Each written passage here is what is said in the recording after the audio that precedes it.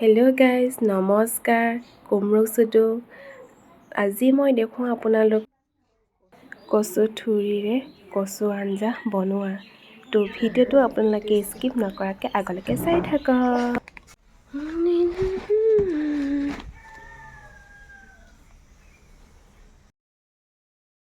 এতিয়া কচুখিনি ভালকৈ ধুই ল'লোঁ। ধুই লৈ এতিয়া জুইতে বনাব লৈছোঁ, কাৰণ জুইত বনোৱা আঞ্জাখিনি বেছি সোৱাদ লগা হ'ব।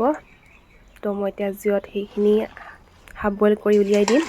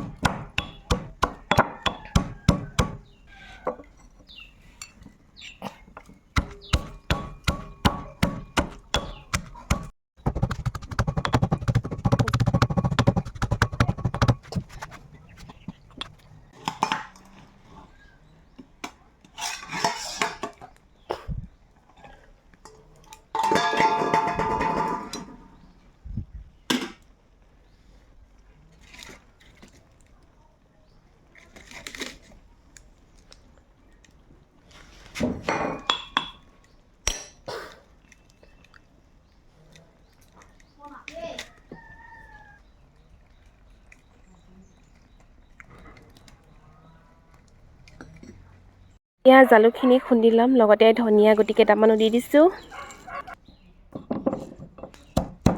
কচু শাকত যিকোনো টেঙা এবিধ দিব লাগে, তো টেঙা দিলে বেছি সোৱাদ লগা আৰু খাবলৈ ভাল হয়।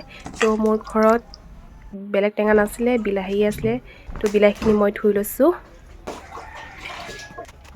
এতিয়া মই কাটিম। ঔটেঙা দিলে বেছি খাবলৈ ভাল লাগে, তো ঔটেঙা ঘৰত নাই আজি, তো মই বিলাহীয়ে দিম আৰু কাটি সেইখিনি দি দিছোঁ। লগতে এতিয়া শুকান মাছ দিম। এতিয়া শুকান মাছ নামচিংখিনি ভালদৰে ধুই ল'ম।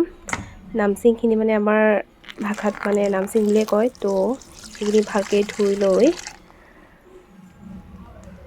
আঞ্জাখিনিত দিম।